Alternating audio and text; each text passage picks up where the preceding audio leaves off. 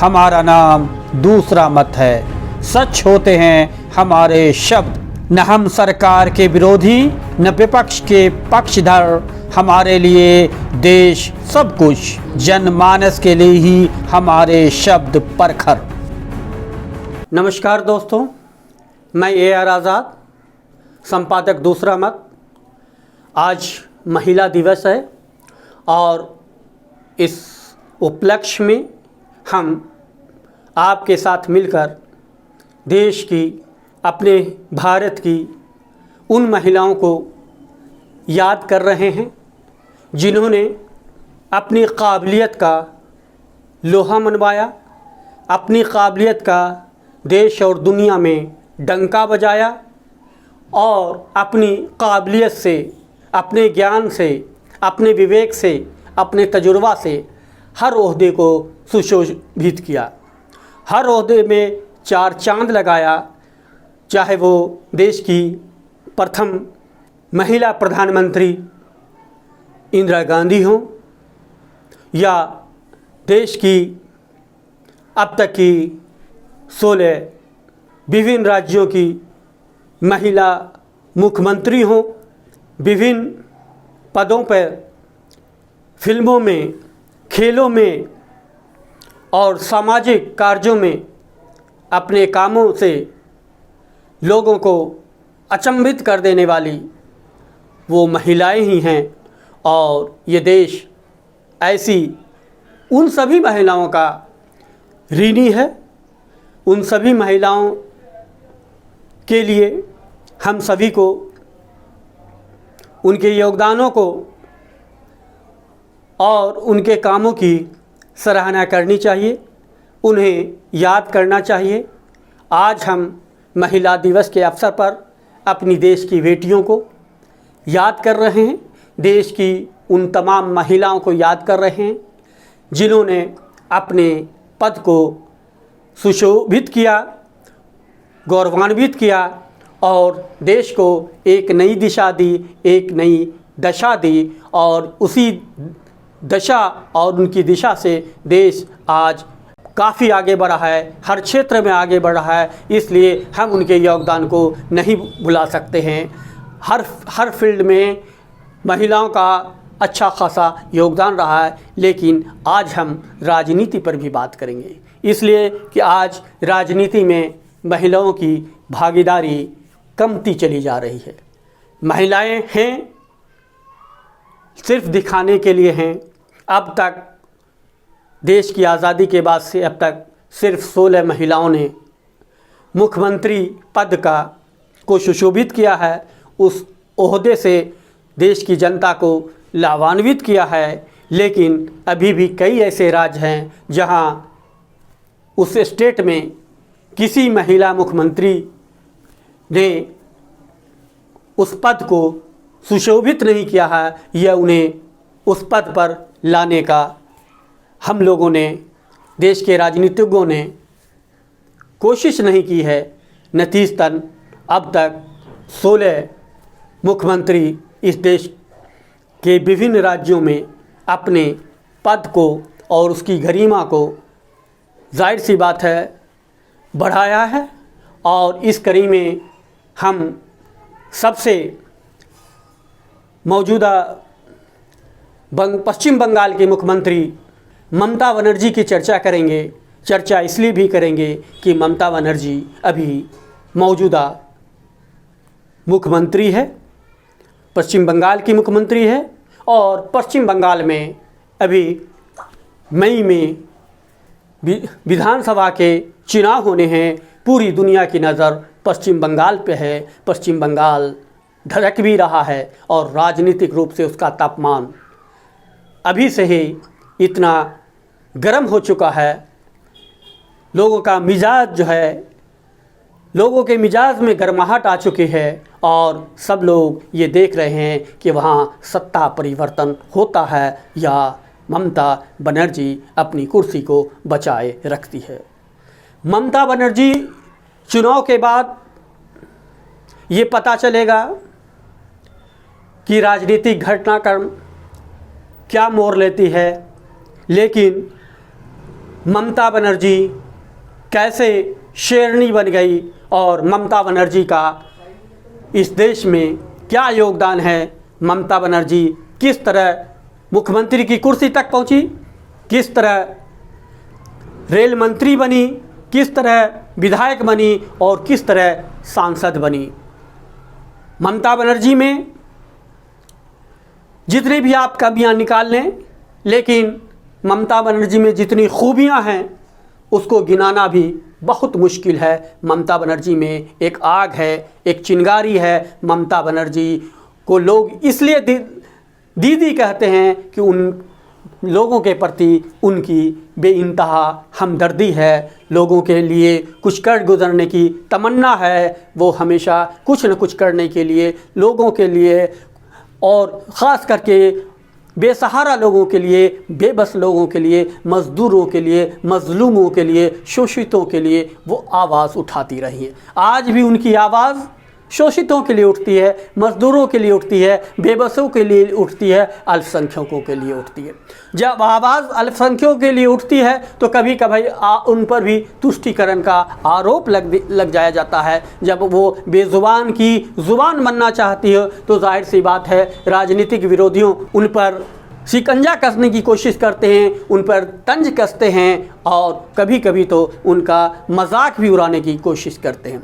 लेकिन ममता बनर्जी हवाई चप्पल में भी एरोप्लेन की रफ्तार से अपनी राजनीतिक सूझबूझ के ज़रिए पश्चिम बंगाल को बड़ी खैर खूबी के साथ आगे बढ़ा रही है, चला रही है। पश्चिम बंगाल के लोग जानते हैं, पश्चिम बंगाल के लोग अपने दीदी के साथ हैं।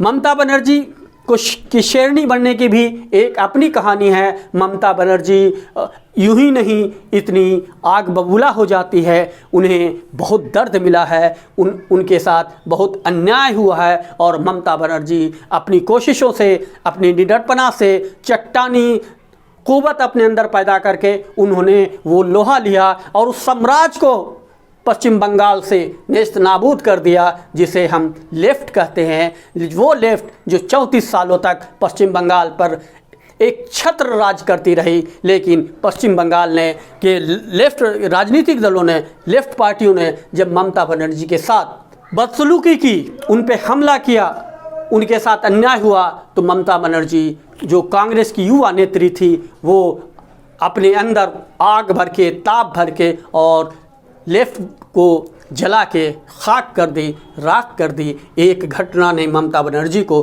कहां से कहां पहुंचा दिया। बात 1990 की है, जब ममता बनर्जी पर लेफ्ट के लोगों ने हमला किया। उस हमले में ममता बनर्जी बुरी तरह घायल हो गई। कहा जाता है कि 16 टाँके ममता बनर्जी को लगे थे और 16 टाँके ने ही उन्हें ममता बनर्जी के अंदर ऊर्जा भर दी और उसी ऊर्जा के चलते ममता बनर्जी जो है देश में एक अपना नाम कर दिया। महीनों वो हॉस्पिटल में रही। ये पहला हमला था। दूसरा हमला ठीक 5 साल के बाद होता है, दूसरे हमले में, और इस बार ममता बनर्जी अपनी सूझबूझ से, अपनी वो उन घटनाओं को याद करके वो किसी तरह बच जाती हैं और बचने के बाद जो है वो राजनीतिक सूझबूझ दिखाती हैं, आगे बढ़ती हैं और प्रण लेती हैं कि हमें इस राज्य में सुशासन देना है, एक ऐसा शासन देना है जिसमें गोली बारूद नहीं हो, जिसमें एजुकेशन हो, जिसमें सबके लिए न्याय हो और जिसमें लोग शांति से जी सके, रह सके और अपनी आवाज़ को अब बुलंद कर सके। ममता बनर्जी अपने प्रतिद्वंदियों को भी सम्मान देती है। यही वजह है कि ममता बनर्जी के साथ पूरा बंगाल है। अब सवाल उठता है कि ममता बनर्जी का मुकाबला मोदी जी से है, तो ममता बनर्जी का मतलब जो है पश्चिम बंगाल है और मोदी का मतलब जीत है।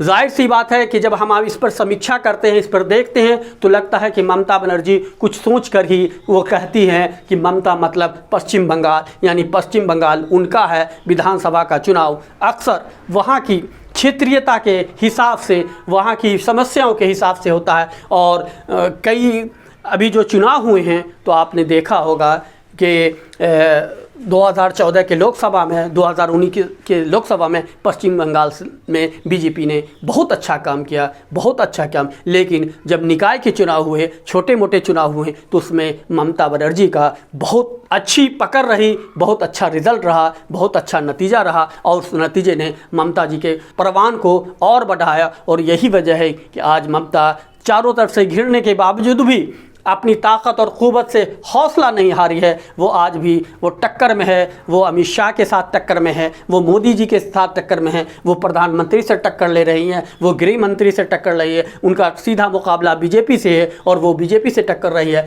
बीजेपी उनके सारे जो उनके सिपह सलार थे उनको अपनी तरफ कर लिया है, फिर भी ममता डिगी नहीं है, ममता हिली नहीं है। तो ये ममता जो है इस देश की का प्रतीक है, महिलाओं का प्रतीक है। और इसी तरह हमारे देश में जो महिलाएं हैं जो कामयाबी के शिखर पर पहुंची है, उनके अंदर एक जुनून रहा है, उनके अंदर एक हौसला रहा है, उनके अंदर एक हिम्मत रही है और उनके अंदर एक सच्चाई रही है। जब तक आपके अंदर सच्चाई नहीं होगी तब तक आपके अंदर हौसला नहीं आ सकता। जब तक आपके अंदर सच्चाई नहीं होगी तब तक आपके अंदर हिम्मत नहीं हो सकती है। और जब तक आपके अंदर सच्चाई नहीं होगी तब तक आप बाजी जीत नहीं सकते हैं। इसलिए बाजी जीतने के लिए आपको जो है हौसला रखना होगा और सच्चाई रखना होगा। और जो जीता वो सिकंदर ठीक है, लेकिन जीतने के भी तौर तरीके होते हैं। एक अच्छाई से भी जीते जाते हैं और एक झांसा दे के भी जीता जाता है, ठग के भी बेवकूफ़ बना के भी जीता जाता है। लेकिन ममता बनर्जी अपने दमखम से, अपने काम से जीतने की कोशिश कर रही है और ममता बनर्जी एक तरह से महिलाओं का सम्मान बढ़ा रही है। इसलिए हम ये फोकस जो है ममता बनर्जी पर महिला दिवस के तौर पर कर रहे हैं। जाहिर सी बात है कि महिलाओं में, और अभी पश्चिम बंगाल की मुख्यमंत्री के तौर पर अभी देश में सिर्फ एक ही मुख्यमंत्री है और महिला कोई मुख्यमंत्री नहीं है। इसलिए हमने ममता बनर्जी पर को आपके सामने रखा है। जाहिर सी बात है कि ममता बनर्जी को आप जानने की कोशिश करेंगे और ममता बनर्जी के बारे में आपको बताया जाएगा। और इस सिलसिले में हम अभी उन राज्यों के बारे में भी बात करेंगे जिसमें हम बताएंगे कि सिर्फ इतने राज्यों में होने के बावजूद और 38 राज्य और 7 केंद्र शासित प्रदेश होने के बावजूद भी सिर्फ 16 महिलाएं अब तक मुख्यमंत्री बनी हैं। तो क्यों बनी हैं? आखिर महिलाओं के योगदान को या महिलाओं को और काम करने के लिए, जब महिलाओं में इतनी दक्षता है, इतनी क्षमता है, तो हम महिलाओं को क्यों ना आगे बढ़ाएं ताकि देश आगे बढ़े। और हम लोगों को ये सोचना है कि जाहिर सी बात है कि इतने राज्यों में महिला मुख्यमंत्री अब तक क्यों नहीं बन सकी है। सिर्फ उत्तर प्रदेश में पहली मुख्यमंत्री, देश की पहली मुख्यमंत्री बनी उत्तर प्रदेश में सुचिता कृपलानी। सुचिता कृपलानी के बाद काफ़ी दिनों के बाद सुश्री मायावती उत्तर प्रदेश की मुख्यमंत्री बनी। इस तरह से उत्तर प्रदेश में 2 महिला मुख्यमंत्री बन चुकी हैं। उत्तर प्रदेश के ठीक पहले पूरब की दिशा से अगर हम करें तो ठीक उसके पहले बिहार आता है। बिहार में भी एक महिला मुख्यमंत्री बन चुकी हैं और उनका नाम है श्रीमती राबड़ी देवी। आप कह सकते हैं कि लालू जी ने अपनी पत्नी को मुख्यमंत्री बनाया, लेकिन लालू जी ने कम से कम महिलाओं को सम्मान दिया और वो अपनी पत्नी को मुख्यमंत्री बनाकर इस कोटे को पूरा किया कि वो बिहार जैसे प्रांत में एक महिला मुख्यमंत्री भी बन सकी। उड़ीसा में एक मुख्यमंत्री बनी, असम में एक मुस्लिम मुख्यमंत्री बनी और जम्मू कश्मीर में महबूबा मुफ्ती एक मुख्यमंत्री बनी। दिल्ली में 2 महिला मुख्यमंत्री बनी। एक पहले का नाम है सुषमा स्वराज और दूसरे का नाम है शीला दीक्षित। इसी तरह जब हम आगे बढ़ते हैं पाते हैं कि कुछ ऐसे तमिलनाडु हैं जहां 2 मुख्यमंत्री बनी।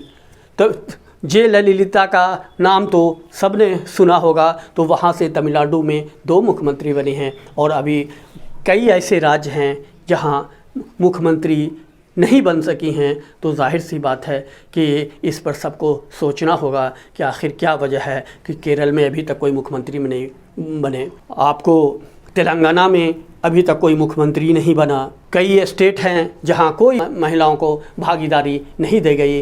गुजरात में बीजेपी ने आनंदीबेन पटेल को मुख्यमंत्री बनाया। वो नरेंद्र मोदी जी के प्रधानमंत्री बनने के बाद खाली हुई सीट बीजेपी ने आनंदीबेन पटेल को गुजरात में महिला मुख्यमंत्री बनाया। और इस तरह से जो है कई 16 अब तक जो है कुल 16 महिला मुख्यमंत्री बनी हैं। उस पर हम तफसील से चर्चा करेंगे और आपको बताएंगे कि कब कौन और मुख्यमंत्री बनी और उन्होंने किस तरह देश का नाम रोशन किया, अपने स्टेट को किस तरह से आगे बढ़ाया। बंगाल के लिए ममता दाग नहीं दीदी हैं, एक ऐसी दीदी जो उम्मीदों की किरण की तरह लोगों के मन में वजूद बनकर ठहरी हुई हैं और आत्मविश्वास की चादर में सच का उजाला बिखेरते हुए तपाकी कदमों से बढ़ती जाती हैं और एक नया इतिहास गढ़ती जाती हैं। उनमें बंगाल के लोग एक संभावना देख रहे हैं। उन्हें लगने लगा है कि 2021 में वह मुख्यमंत्री तो बने रहेंगी, लेकिन 2024 में देश की आवाज़ बनेंगे और ये भी मुमकिन है कि ये देश दीदी का देश के नाम से मशहूर हो जाए। बंगाल का इतिहास और भूगोल वर्तमान कसौटी पर भी यही इजहार करता हुआ नजर आ रहा है कि ममता बनर्जी 200 सीटों के आंकड़े को छूते हुए अपनी सरकार को बड़ी करीने से बचाते हुए उस इतिहास को दोहराएंगी जिस इतिहास को कांग्रेस और लेफ्ट ने कभी दोहराया। हाँ, वह ज्योति बसु की तरह प्रधानमंत्री के प्रस्ताव को ठुकराकर अनवरत मुख्यमंत्री ही बने रहने की जिद नहीं करेंगी बंगाल की यह जिद्दी दीदी। अब हम ममता बनर्जी के बहाने देश की बाकी मुख्यमंत्रियों, महिला मुख्यमंत्रियों पर चर्चा करेंगे जिन्होंने अपने अपने सूबे में मुख्यमंत्रित्व काल में कामयाबी की इबारत लिखने में अपना अनोखा मुकाम पाया और अपने व्यक्तित्व एवं कृतित्व की छाप भी छोड़ी। सबसे पहले हम बात करेंगे सुचेता कृपलानी की। ये देश की ऐसी महिला शख्सियत हुई जिन्हें पहला मुख्यमंत्री बनने का गौरव प्राप्त हुआ। सुचेता कृपलानी स्वतंत्रता आंदोलन की अग्रणी सेनानी थी और कांग्रेस पार्टी से संबद्ध थी। वह 2 अक्टूबर 1963 से लेकर 14 मार्च 1967 तक यूपी की सीएम रही। एक ये भी इत्तेफाक है कि उनके कार्यकाल में राज्य के सरकारी कर्मचारियों ने लगातार 62 दिनों तक लंबी हड़ताल की थी। सुचेता कृपलानी का जन्म 25 जून 1908 को हरियाणा के अंबाला शहर में एक बांग्ला परिवार में हुआ था। उनके पिता एस.एन. मजुमदार सरकारी डॉक्टर थे। सुचेता कृपलानी ने दिल्ली के स्टीफन कॉलेज में पढ़ाई की। आगे चलकर वे बनारस हिंदू यूनिवर्सिटी में लेक्चरर बनी। 1936 में उनका विवाह आचार्य जे.वी. कृपलानी से हुआ। बाद में वे अरुणा आसफ अली और उषा मेहता के साथ आज़ादी के आंदोलन में सक्रिय हो गई। सुचेता कृपलानी भारत छोड़ो आंदोलन और नोआखली में महात्मा गांधी के साथ शामिल रहीं। वे आज़ादी के बाद हुए पहले चुनाव में नई दिल्ली लोकसभा सीट से 1952 व 57 में लगातार 2 बार सांसद चुनी गई। 1962 में कानपुर से यूपी विधानसभा की सदस्य निर्वाचित हुई। 1963 में उन्हें यूपी का चीफ मिनिस्टर बनाया गया। 5 साल तक यूपी की मुख्यमंत्री रहने के बाद वह वापस केंद्र में पहुंची। चौथी लोकसभा में यूपी के गोंडा से एमपी चुनी गई। 1971 में सुचेता कृपलानी ने राजनीति से संन्यास लिया। 1 दिसंबर 1974 को उनकी मृत्यु हो गई। देश की दूसरी महिला मुख्यमंत्री नंदनी सतपाथा बनी।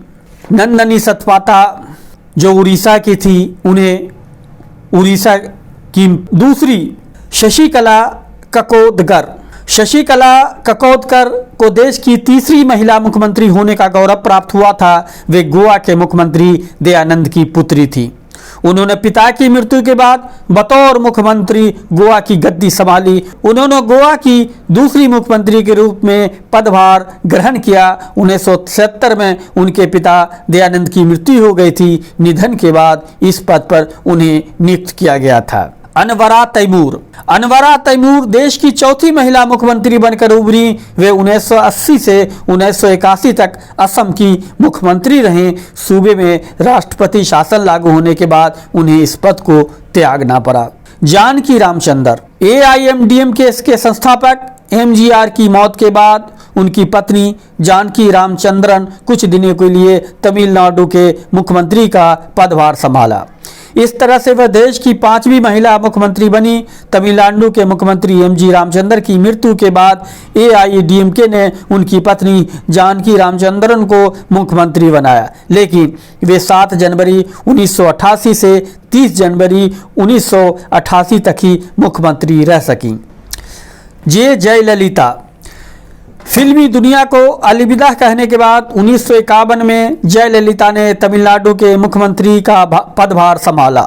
उसके बाद 2001 से लेकर 2006 तक वह दोबारा इस पद पर विराजमान रही और फिर लंबी बीमारी के बाद उनकी अस्पताल में मृत्यु हो गई। जयललिता लगभग 30 वर्षों तक सक्रिय राजनीति में रही।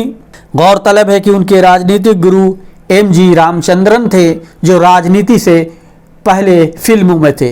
जयललिता भी फिल्मों के रास्ते ही सार्वजनिक जीवन में दाखिल हुई थी। जयललिता का जन्म मैसूर में संध्या और जयरामन दंपति के ब्राह्मण परिवार में हुआ था। उनकी शिक्षा चर्च पार्क कॉन्वेंट में हुई थी। छोटी उम्र में ही वो तमिल फिल्मों में अभिनय करने लगी और देखते ही देखते अभिनय के क्षेत्र में अपना मुकाम बना लिया। कहा जाता है कि उस जमाने के मशहूर और लोकप्रिय अभिनेता एम.जी. रामचंद्रन के साथ उनकी जोड़ी खूब जमी थी और मशहूर भी हुई थी। दोनों की जोड़ियों ने एक से एक फिल्में दी।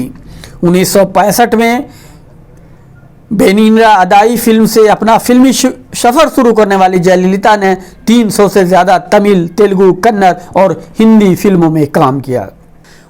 राजनीतिक कदम 1982 में एम.जी. रामचंद्रन उन्हें राजनीति में लेकर आए। उन्होंने उन्हें राज्यसभा का सदस्य और प्रचार सचिव बनाया। एम.जी.आर. की मौत के बाद उनकी सियासी विरासत के लिए जयललिता और उनकी पत्नी जानकी के बीच जोरदार टकराव हुआ। इस सत्ता संघर्ष में जयललिता का पलड़ा भारी रहा और 1991 में वो तमिलनाडु की मुख्यमंत्री चुनी गई। लेकिन सत्ता में आने के बाद उन्हें लगातार भ्रष्टाचार के गंभीर आरोपों का सामना करना पड़ा और 1996 में वे चुनाव हार गईं। 2001 में वो एक बार फिर उभरी और दोबारा तमिलनाडु की मुख्यमंत्री बनने का उनका सपना पूरा हुआ। लेकिन उन्हें सुप्रीम कोर्ट से करारा झटका लगा। कुछ वक्त के लिए उन्हें सीएम का पद भी छोड़ना पड़ा। ये वही वक्त था जब जयललिता बीजेपी के करीब आई और उन्होंने केंद्र में अटल बिहारी वाजपेयी के नेतृत्व वाली सरकार का समर्थन किया। 2004 के लोकसभा चुनाव के बाद उन्हें लगातार हार का मुंह देखना पड़ा।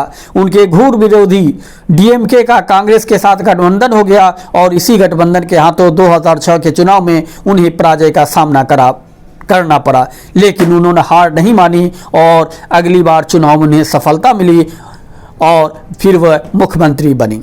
जयललिता कठोर कदम के लिए भी जानी जाती हैं। 2001 में जब वह सूबे की मुख्यमंत्री थी और सरकारी कर्मचारियों ने हड़ताल कर दी तो उन्होंने एक साथ 2 लाख कर्मचारियों को ही बर्खास्त कर दिया। जयललिता अम्मा के नाम से मशहूर रही। अम्मा को किसी की भी आलोचना पसंद नहीं आती। उनके रुतबे का यह आलम था कि पार्टी के बड़े से बड़े नेता भी उनकी आंख में आंख मिलाकर बात नहीं कर पाते थे। उन पार्टी में उनकी इच्छा के बगैर झंडा भी नहीं हिलता था। मायावती बहुजन समाजवादी पार्टी की सुप्रीमो मायावती को सबसे बड़े सूबे के मुख्यमंत्री बनने का सौभाग्य मिला। वह 4 बार उत्तर प्रदेश की मुख्यमंत्री की कुर्सी पर काबिज रह चुकी हैं। 1995 से 2003 तक छोटे समय के लिए 3 बार और यूपी में अखिलेश यादव की सरकार आने तक यानी 2007 से 2012 तक चौथी बार मुख्यमंत्री रहीं। 6 भाई और 2 बहनें वाली मायावती का पूरा नाम मायावती नैना कुमारी है। माया का जन्म 1956 में नई दिल्ली में प्रभुदास और उनकी पत्नी रामरती के यहाँ हुआ। मायावती के पिता प्रभु बाद में भारतीय डाकतार विभाग से वरिष्ठ लिपिक के रूप में सेवानिवृत्त हुए। उनकी मां हालांकि अनपढ़ थी परंतु उन्होंने अपने सभी बच्चों को शिक्षित किया। माया का पैतृक गांव बादलपुर है जो कि उत्तर प्रदेश के गौतम बुद्ध नगर जिले में स्थित है। मायावती ने दिल्ली के कालिंदी कॉलेज से विधि स्नातक की उपाधि प्राप्त की है। उनके पास शिक्षा स्नातक की उपाधि भी है और इन्होंने दिल्ली स्थित इंद्रपुरी जे कॉलोनी में बतौर एक शिक्षक के रूप में कार्य किया। मायावती अविवाहित हैं और अपने समर्थकों में बहन जी के नाम से जानी जाती है। 1977 में काशीराम से मिलने के बाद उन्होंने राजनीति में प्रवेश किया। काशीराम ने 1984 में बहुजन समाज पार्टी यानी बसपा की स्थापना की थी। उस समय मायावती उनकी कोर पार्टी की सदस्य थी। मायावती ने चौथी बार उत्तर प्रदेश के मुख्यमंत्री के रूप में लखनऊ के राजभवन में 13 मई 2007 को शपथ ग्रहण की थी। मायावती पहली दलित महिला हैं जो भारत के किसी राज्य की मुख्यमंत्री बनी हैं। राजेंद्र कौर कांग्रेस नेत्री हैं। उन्होंने 1996 में पंजाब के मुख्यमंत्री के रूप में पदभार ग्रहण किया। राबड़ी देवी, लालू प्रसाद यादव जब चारा समेत विभिन्न घोटालों के आरोप में फंसे तो उनकी पत्नी राबड़ी देवी ने 25 जुलाई 1957 को बिहार की 30वीं मुख्यमंत्री की शपथ ली। मुख्यमंत्री के रूप में उनका पहला कार्यकाल महज 2 वर्षों तक रहा, यानी 12 फरवरी 1999 को समाप्त हुआ और दूसरी बार उन्होंने मुख्यमंत्री के तौर पर 5 साल का कार्यकाल पूरा किया। वर्ष 2005 के विधानसभा चुनाव में राबड़ी राधोपुर क्षेत्र से निर्वाचित हुई। राबड़ी देवी का जन्म 1959 में शिव प्रसाद चौधरी के घर गोपालगंज जिले में हुआ। 1973 में उनका विवाह 14 साल की उम्र में ही लालू प्रसाद यादव के साथ संपन्न हुआ। राबड़ी के 2 बेटे और 9 बेटियां हैं। बिहार की मुख्यमंत्री रहते हुए उन पर दफ्तर नहीं जाने और विधानसभा में सवालों का जवाब नहीं देने का आरोप लगता रहा है। एक ऐसा ही आरोप 15वीं लोकसभा चुनाव के दौरान लगा। एक आम सभा में राबड़ी देवी ने बिहार के मुख्यमंत्री नीतीश कुमार और जदयू के प्रदेश अध्यक्ष ललन सिंह के खिलाफ अमर्यादित टिप्पणी की थी। मीडिया ने इसे खूब उछाला था, जिसको लेकर राबड़ी देवी की बड़ी आलोचना हुई थी। उस समय के जदयू प्रदेश अध्यक्ष राजीव रंजन सिंह उर्फ ललन सिंह ने पटना के सीजेएम कोर्ट में राबड़ी देवी के खिलाफ 13 अप्रैल 2009 मानहानि का मुकदमा दायर किया था। इसके अलावा उनके खिलाफ आदर्श चुनावी आचार संहिता के उल्लंघन का भी आरोप लगा था। सुषमा स्वराज, बीजेपी की तेज तर्रार और मृदुभाषी नेता सुषमा स्वराज को दिल्ली का मुख्यमंत्री बनने का भी सौभाग्य प्राप्त हुआ। 1998 में उनके मुख्यमंत्री बनने का सपना साकार हुआ। अफसोस की बात यह रही कि वो महज 2 माह के लिए ही दिल्ली की मुख्यमंत्री बनकर रह सकीं। संसद में विपक्ष की नेता सुषमा स्वराज मध्य प्रदेश की बिंदी से सांसद, राज्यसभा रहीं और मोदी सरकार में भी कई महत्वपूर्ण पद पर कार्य रहीं। स्वराज को बीजेपी में अटल बिहारी वाजपेयी के बाद भाषण कला का माहिर राजनीतिक माना जाता है। इसी कला कौशल की बदौलत सुषमा अपने सहयोगी और अपनों के बीच स्वीकार्य रहीं। शिवसेना प्रमुख बाला साहेब ठाकरे ने तो सुषमा को प्रधानमंत्री का सबसे योग्य उम्मीदवार तक कह डाला था। ऐसा माना जा रहा था कि 2014 के लोकसभा चुनाव में प्रधानमंत्री पद को लेकर एनडीए के अंदर भाजपा के किसी एक नेता को लेकर यदि सबसे अधिक आम सहमति बनी तो वह केवल सुषमा स्वराज ही रहीं। 14 फरवरी 1952 को हरियाणा की अंबाला छावनी में सुषमा का जन्म हुआ था। उनके पिता का नाम श्री हरदेव शर्मा था। सुषमा स्वराज कला व विधि स्नातक थी। वे सुप्रीम कोर्ट में वकालत भी कर चुकी थी। 13 जुलाई 1975 को उनका विवाह स्वराज कौशल के साथ हुआ। स्वराज कौशल मिजोरम के राज्यपाल रहने के अलावा राज्यसभा से सांसद भी रहे। स्वराज कौशल के नाम अभी तक सबसे कम आयु में राज्यपाल बनने का रिकॉर्ड है। सुषमा स्वराज की एक बेटी है जो वकालत कर रही हैं। 70 के दशक में छात्र राजनीति से अपना सियासी सफर शुरू करने वाली सुषमा हरियाणा विधानसभा की विधायक भी रह चुकी हैं। चौधरी देवीलाल की सरकार में वह कैबिनेट मंत्री थी। 1990 में राज्यसभा और 1996 में 11वीं लोकसभा के लिए दक्षिण दिल्ली संसद से चुनी गई। सुषमा स्वराज को 1996 में अटल बिहारी वाजपेयी की 13 दिनों की सरकार में सूचना और प्रसारण मंत्री बनाया गया था। 12वीं लोकसभा में भी वह चुनकर आई और फिर इसी विभाग का मंत्री बनाया गया था। वर्ष 2000 में वे उत्तराखंड से राज्यसभा के लिए चुनी गई और राज्यसभा में रहते हुए सूचना प्रसारण, स्वास्थ्य और परिवार कल्याण तथा संसदीय कार्य मंत्री के पद पर रहीं। वह पहले दिल्ली संसदीय क्षेत्र से जीत दर्ज कर चुकी हैं। यही नहीं, वर्ष 1999 में सुषमा स्वराज बेल्लारी सीट से सोनिया गांधी से हार गई।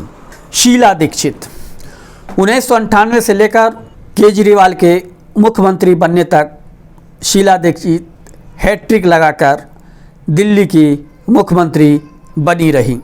शीला दीक्षित का जन्म 1938 में पंजाब के कपूरथला में हुआ था। बाद में उनके पिता पंजाब से आकर दिल्ली के चांदनी चौक के नील कटरा में बस गए।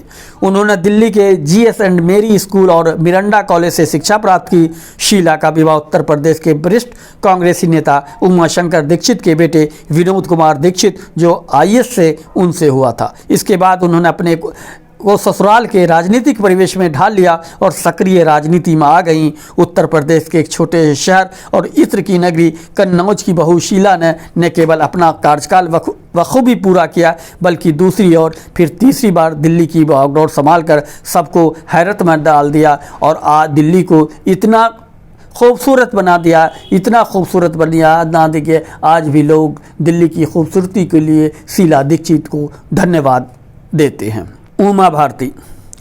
उमा भारती बीजेपी की मुख्यमंत्री हुई। वर्ष 2003-2004 तक उन्होंने मध्य प्रदेश में बतौर मुख्यमंत्री शासन किया। हुबली की एक घटना के कारण उमा भारती को 8 महीने और 15 दिन के शासन करने के बाद 23 अगस्त 2004 को मुख्यमंत्री पद से त्यागपत्र देना पड़ा। सुश्री उमा भारती बीजेपी की फायर ब्रांड नेता के रूप में जानी जाती रहीं। उमा भारती का पूरा नाम उमा श्री भारती है। उन्होंने 1984 में पहली बार चुनावी मैदान में कूद लगाई और विजय हुई। वाजपेयी सरकार में उमा को कई मंत्रालयों का पदभार मिला।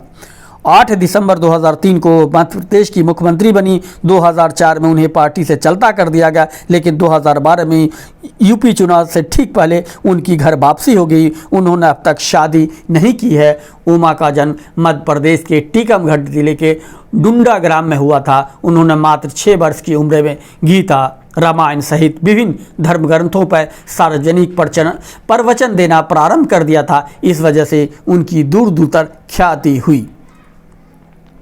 वह 1988 में मध्य प्रदेश भाजपा की उपाध्यक्ष बनी। सन 1989 में पहली बार 9वीं लोकसभा के लिए निर्वाचित हुई। सन 1991 में, 96 में, 98 में, 99 में पुनः सांसद बनी। सन 1993 में भाजयुमो अध्यक्ष बनी। 13 अक्टूबर 1999 से फरवरी 2000 तक केंद्रीय पर्यटन राज्य मंत्री स्वतंत्र प्रभार रहीं। 7 नवंबर 2000 से 25 अगस्त 2002 तक केंद्रीय खेलकूद एवं युवा मामले की कैबिनेट मंत्री रहीं। 26 अगस्त 2002 से 29 जनवरी 2003 तक केंद्रीय कोयला एवं खान मंत्री का पदभार उन्होंने संभाला।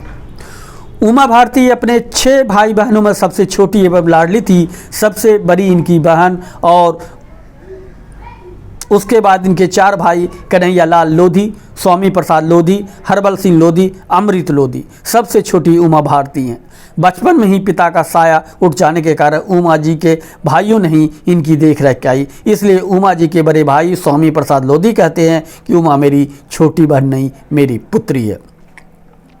अद्भुत प्रतिभा की धनी उमा भारती प्राइमरी स्कूल तक ही पढ़ी हैं। इसके बावजूद उनमें योग्यता की कोई कमी नहीं। उमा भारती को राजनीति में लाने का श्रेय राजमाता विजय राजे सिंधिया को जाता है। वसुंधरा राजे 2003 से लेकर 2008 तक वसुंधरा राजे ने राजस्थान के मुख्यमंत्री का पद संभाला। 1 दिसंबर 2003 में राज्य की पहली मुख्यमंत्री बनी। वसुंधरा राजे सिंधिया का जन्म 8 मार्च 1953 ईस्वी में मुंबई में हुआ। वसुंधरा राजे ग्वालियर के शासक जीवाजी राव सिंधिया और उनकी पत्नी राजमाता विजय राजे सिंधिया की चौथी संतान हैं। वसुंधरा राजे ने प्रेजेंटेशन कॉन्वेंट स्कूल से प्रारंभिक शिक्षा पूरी करने के बाद सोफिया महाविद्यालय मुंबई यूनिवर्सिटी से इकोनॉमिक्स और साइंस ऑनर्स से स्नातक की शिक्षा प्राप्त की। वसुंधरा राजे की शादी धौलपुर राजघराने के महाराजा हेमंत सिंह के साथ हुई थी। वसुंधरा राजे तब से ही राजस्थान से जुड़ गई थीं। वसुंधरा राजे अध्ययन, संगीत, घुड़सवारी, फोटोग्राफी और बागवानी की शौकीन हैं। महंगी साड़ियाँ पहनना और आला रहन सहन की बदौलत राजस्थान की जनता ही नहीं, पक्ष विपक्ष के नेता भी उन्हें महारानी ही कहते हैं। वसुंधरा राजे का राजनीतिक सफर पे गौर करते हैं। वसुंधरा राजे 1984 में भारतीय जनता पार्टी की राष्ट्रीय कार्यकारिणी में शामिल हुई। 1999 में अटल बिहारी वाजपेयी मंत्रिमंडल में वसुंधरा को विदेश राज्य मंत्री बनाया गया। वसुंधरा राजे को अक्टूबर 1999 में फिर केंद्रीय मंत्रिमंडल में राज्य मंत्री के तौर पर स्मॉल इंडस्ट्रीज, कार्मिक and training, pension Kalyan, nuclear energy विभाग एवं स्पेस विभाग का स्वतंत्र प्रभार सौंपा गया। भैरव सिंह शेखावत के उपराष्ट्रपति बनने के बाद वसुंधरा को केंद्रीय पार्टी ने उनको राज्य इकाई का अध्यक्ष बनाकर भेज दिया। विधानसभा चुनाव में वसुंधरा राजे भारी बहुमत के बल पर पार्टी को सत्ता में ले आई। 1 दिसंबर 2003 में राज्य की पहली मुख्यमंत्री बनी। आनंदीबेन पटेल गुजरात की 15वीं मुख्यमंत्री बनी। आनंदीबेन पटेल सन 1988 में भाजपा में शामिल हुए। उन्हें वर्ष 1987 में वीरता पुरस्कार से भी नवाजा जा चुका है। दरअसल उन्होंने डूबती हुई एक छात्रा को डूबने से बचाया। उन्होंने बचाने के लिए झील में छलांग लगा दी। गुजरात के तत्कालीन मुख्यमंत्री नरेंद्र मोदी की वे बेहद करीबी रही। उनके भारत के प्रधानमंत्री बनने के बाद आनंदीबेन पटेल को 22 मई 2014 को गुजरात का नया मुख्यमंत्री बनाया गया। वे गुजरात की पहली महिला मुख्यमंत्री बनी। 7 अगस्त 2016 को आनंदीबेन ने मुख्यमंत्री के ओहदे से इस्तीफा दे दिया। महबूबा मुफ्ती जम्मू और कश्मीर की पहली महिला राजनीति के रूप में दुनिया में चर्चित हैं। वह मुफ्ती मोहम्मद सईद की बेटी हैं। महबूबा मुफ्ती ने कश्मीर विद्यालय से कानून की डिग्री हासिल की। उनकी शादी जावेद इकबाल से हुई थी। उनकी 2 बेटियां हैं, इतिज़ा सना और इर्तिका सना लंदन में भारतीय उच्च आयोग के साथ काम करती हैं और इर्तिका अपने मामा मुफ्ती तसद्दुक के साथ हिंदी फिल्मों से जुड़ी हैं। महबूबा मुफ्ती 4 अप्रैल 2016 को मुख्यमंत्री की शपथ के साथ जम्मू कश्मीर की पहली महिला मुख्यमंत्री बनी और देश की दूसरी मुस्लिम महिला मुख्यमंत्री भी। महबूबा मुफ्ती ने 1996 में विधानसभा चुनाव जीतकर राजनीति में कदम रखा। 2014 में फिर से वो सांसद बनी। इसके बाद 2016 में अपने पिता मुफ्ती मोहम्मद सईद के निधन के बाद वो जम्मू कश्मीर की पहली महिला मुख्यमंत्री बनी। उन्होंने 2 साल तक सरकार चलाई, लेकिन 2018 में जब भाजपा ने समर्थन वापस लिया तो उन्हें 19 जून 2018 को इस्तीफा देना पड़ा। तो दोस्तों, अभी आपके साथ मिलकर हम अपने देश भारतवर्ष के उन महिलाओं की चर्चा कर रहे थे जिन्होंने अपने योगदान से, अपनी दक्षता से, अपनी क्षमता से, अपनी काबिलियत से इस देश में 4 चांद लगाया।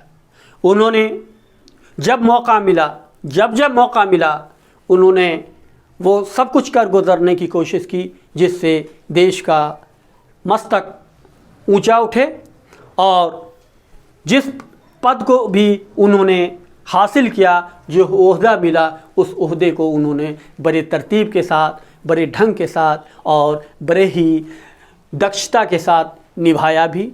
ऐसे महिलाओं को इस महिला दिवस के अवसर पर दूसरा मत यूट्यूब चैनल की तरफ से और आपकी तरफ से भी मैं मुबारकबाद देता हूँ।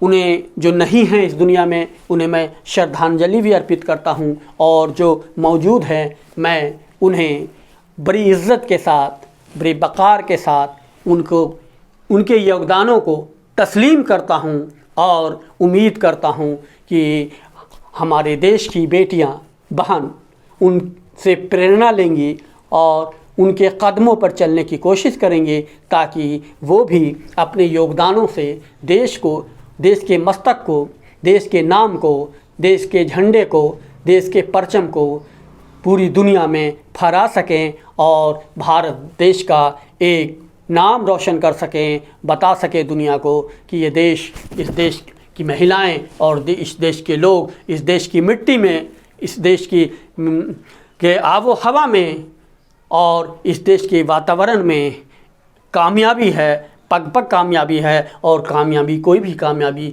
बिना महिलाओं के योगदान के संभव ही नहीं है। इसलिए महिलाओं के योगदान को हम लोगों को सराहना भी करनी चाहिए और उनके लिए राजनीतिज्ञों को भी जगह बनानी चाहिए, उनके लिए रास्ता तय करना चाहिए, उनके लिए एक रास्ता बनाना चाहिए ताकि महिलाओं को उनका वाजिब हक मिल सके। संसद में अभी तक महिलाओं के लिए जो है वो जो वादा किया गया है वो अभी तक पूरा नहीं हो पाया है। नतीजतन आज भी संसद में महिलाओं की बहुत कमी है।